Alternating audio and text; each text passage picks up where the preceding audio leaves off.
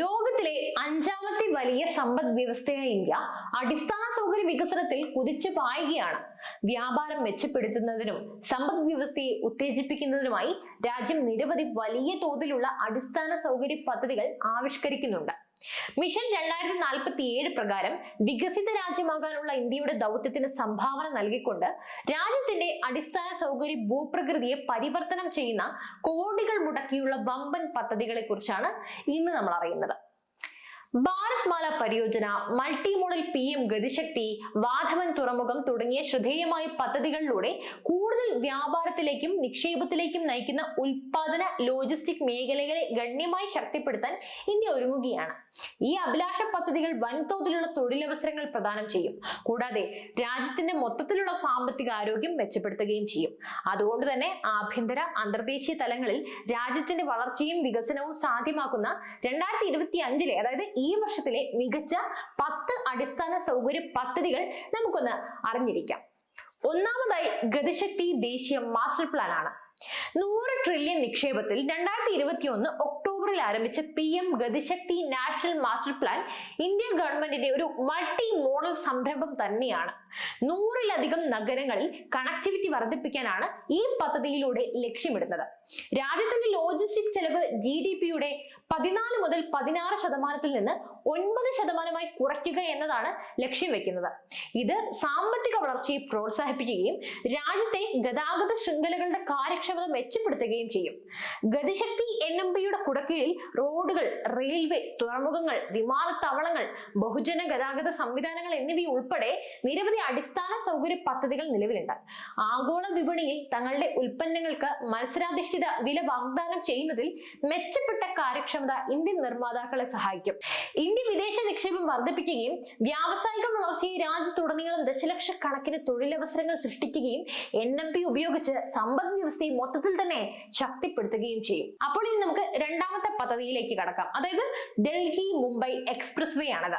1 ലക്ഷം കോടി ചെലവ് പ്രതീക്ഷിക്കുന്ന 1350 കിലോമീറ്റർ വിസ്തൃതിയുള്ള ഡൽഹി മുംബൈ എക്സ്പ്രസ് വേ 2019 ആരംഭിച്ചത്. ഈ വർഷത്തോടെ പദ്ധതി പൂർത്തിയാകുമെന്നാണ് പ്രതീക്ഷ. ഗെയിം ചേഞ്ചർ എക്സ്പ്രസ് വേ ഡൽഹിക്കും മുംബൈക്കും ഇടയിലുള്ള യാത്രാ സമയം ഏകദേശം 50% കുറയ്ക്കും. ഇന്ത്യയിലെ ഏറ്റവും വലിയ ഗ്രീൻഫീൽഡ് എക്സ്പ്രസ് വേ ആയ ഇത് ഡൽഹി, ഉത്തർപ്രദേശ്, ഹരിയാന, രാജസ്ഥാൻ, മധ്യപ്രദേശ്, ഗുജറാത്ത്, മഹാരാഷ്ട്ര എന്നിവിടങ്ങളിലൊക്കെ കണക്ടിവിറ്റി മെച്ചപ്പെടുത്താൻ ലക്ഷ്യമിടുകയാണ്. കൂടാതെ ഡൽഹി മുംബൈ ഇടനാഴിയിലുടനീളം ലോജിസ്റ്റിക്സും വ്യാപാരവും വലിയ മാർഗങ്ങളിലൂടെ മെച്ചപ്പെടുത്തുകയും ചെയ്യും. മൂന്നാമത്തേത് സ്മാർട്ട് സിറ്റി മിഷൻ ആണ്. 28 സംസ്ഥാനങ്ങളിലായി 100 നഗരങ്ങൾ വികസിപ്പിക്കുന്നതിനായി 2015 India government smart city mission ആരംഭിച്ചു. 1,64,687 കോടി നിക്ഷേപമുള്ള 8,075 പദ്ധതികൾ ഇതിൽ ഉൾപ്പെടുകയാണ്. സുസ്ഥിര വികസനം ഉറപ്പുവരുത്തുക, ഈ നഗരങ്ങളിലെ ജീവിത നിലവാരം ഉയർത്തുക, ശക്തമായ അടിസ്ഥാന സൗകര്യങ്ങൾ നിർമ്മിക്കുക, നഗരവികസനം ശക്തിപ്പെടുത്തുക എന്നിവയ്ക്കെല്ലാം പുറമെ ഈ ദൗത്യം തൊഴിലവസരങ്ങളും സൃഷ്ടിക്കും.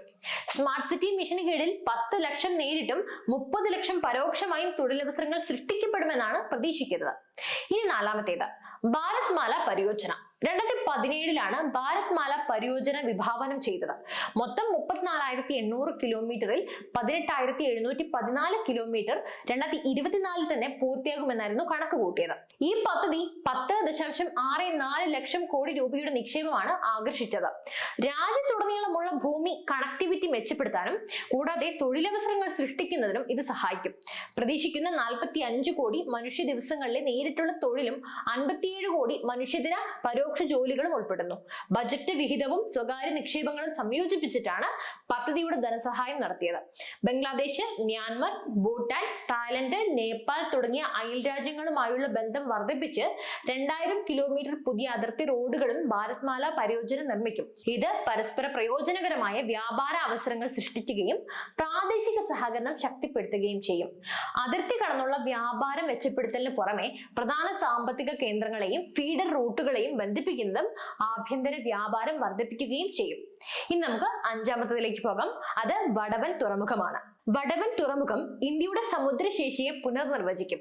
2040ഓടെ 23 ദശലക്ഷത്തിലധികം TEU കണ്ടെയ്നറുകൾ കൈകാര്യം ചെയ്യുക എന്നതാണ് ഈ അഭിലാഷ പദ്ധതി ലക്ഷ്യമിടുന്നത്. മഹാരാഷ്ട്ര മാരിടൈം ബോർഡ് അഥവാ MMB, Jawaharlal Nehru port authority എന്നിവയുടെ സംയുക്ത സംരംഭമാണ് ഈ തുറമുഖം. ഇന്ത്യയുടെ ആഴത്തിലുള്ള ഡ്രാഫ്റ്റ് തുറമുഖ കമ്മി അതിന്റെ 20 മീറ്റർ ആഴത്തിലാണ് പരിഹരിക്കുന്നത്.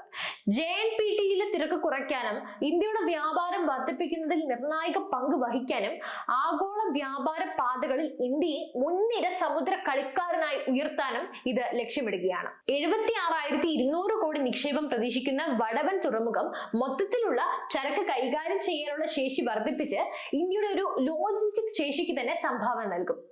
ആറാമതായി സോജില ടണലാണ്. ജമ്മു കാശ്മീരിലെ ശ്രീനഗർ ലേ ഹൈവേയിൽ ശ്രീനഗറിനും ഡ്രാസിനും ഇടയിലായിട്ടാണ് സോജില ടണൽ സ്ഥിതി ചെയ്യുന്നത്. 8,308 കോടി മുതൽ മുടക്കിലാണ് ഇത് നിർമ്മിച്ചത്. 14.2 കിലോമീറ്റർ നീളമുള്ള ഈ തുരങ്കം ഏഷ്യയിൽ തന്നെ ഏറ്റവും നീളം കൂടിയ ബൈ ഡയറക്ഷണൽ ടണലുകളിൽ ഒന്നായി കണക്കാക്കപ്പെടുന്നു.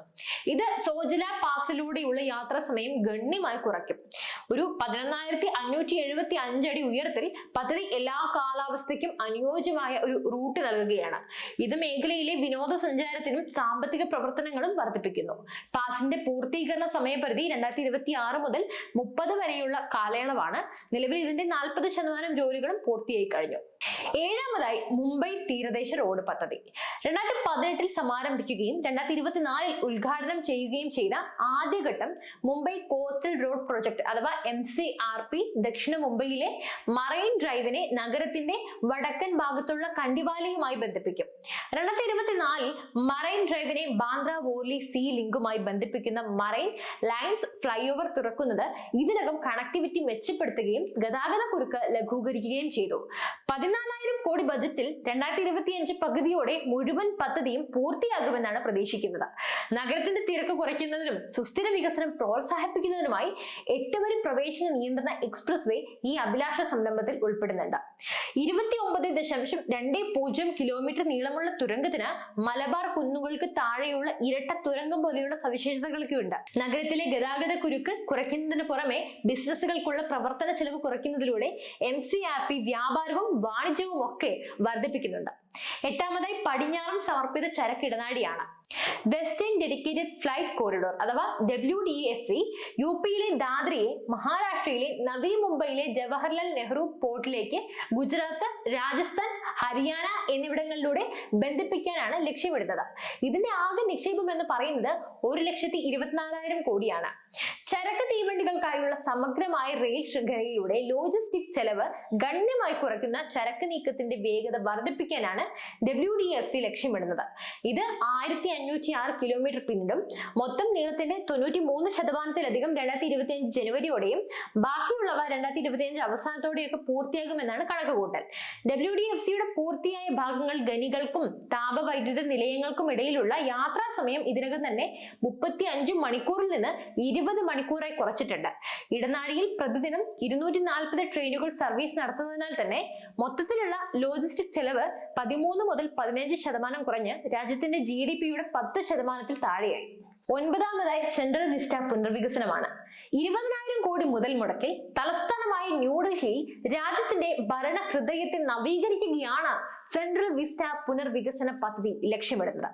പദ്ധതിക്ക് കീഴിലുള്ള ഭരണപരമായ കെട്ടിടങ്ങളിൽ പുതിയ പാർലമെന്റ് കെട്ടിടം, ഒരു പൊതു കേന്ദ്ര സെക്രട്ടേറിയറ്റ്, വിവിധ പൊതു ഇടങ്ങൾ എന്നിവയെല്ലാം ഉൾപ്പെടുന്നു. 3.2 കിലോമീറ്റർ ദൈർഘ്യമുള്ള വികസനം ഭരണപരമായ കാര്യക്ഷമതയും നഗര ഭൂപ്രകൃതിയും ഒക്കെ മെച്ചപ്പെടുത്തുമെന്നാണ് പ്രതീക്ഷിക്കുന്നത്. 2025 ജനുവരി വരെ നിർമ്മാണത്തിന്റെ ഏകദേശം 85%-ഓളം പൂർത്തിയായി കഴിഞ്ഞു. ബാക്കി 15% 2025 പകുതിയോടെ അന്തിമമാക്കുമെന്നാണ് പ്രതീക്ഷിക്കുന്നത്. പത്താമതായി Ahmedabad Dholera expressway. Ahmedabad Dholera expressway അഹമ്മദാബാദിലെ സർഖേജിനടുത്തുള്ള സർദാർ പട്ടേൽ റിംഗ് റോഡിനെയും ഭാവ്നഗറിലെ അധേലെ ഗ്രാമത്തെയും ബന്ധിപ്പിക്കുന്നു. ദുലൈറ പ്രത്യേക നിക്ഷേപ മേഖലയായ DSIR വഴി കടന്നു പോകുന്നു. 80% അഹമ്മദാബാദ് ദുലൈറ എക്സ്പ്രസ് വേ ഇതിനകം തന്നെ പൂർത്തിയായി കഴിഞ്ഞു. 2025 തുടക്കത്തോടെ പൂർണ്ണമായും പ്രവർത്തനക്ഷമമാകുമെന്നാണ് പ്രതീക്ഷിക്കുന്നത്. 3,500 കോടി ബഡ്ജറ്റുള്ള പദ്ധതിക്ക് 109 കിലോമീറ്റർ വരെ ദൈർഘ്യമുണ്ട്.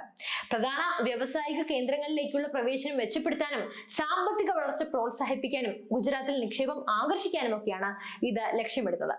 നമ്മുടെ സ്വാതന്ത്ര്യം ലഭിച്ച് 100 വയസ്സ് തികയുമ്പോൾ ഇന്ത്യയെ വികസിത രാജ്യമാക്കാനാണ് മിഷൻ 2047 വിഭാവനം ചെയ്തത്. ഇതിനായി Gati Shakti national master plan, Delhi Mumbai expressway, Bharatmala Pariyojana തുടങ്ങിയ വമ്പൻ പദ്ധതികളിലൂടെ രാജ്യം സമഗ്രമായ പരിവർത്തനത്തിന് വിധേയമാകും.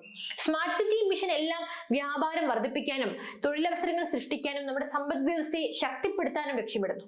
സുസ്ഥിര വികസനം, നവീകരണം, ആഗോള ശക്തി കേന്ദ്രം എന്നിവയിലേക്കുള്ള ഇന്ത്യയുടെ നീക്കത്തെ ഈ സുപ്രധാന മാറ്റങ്ങൾ പ്രതിഫലിപ്പിക്കുകയാണ്.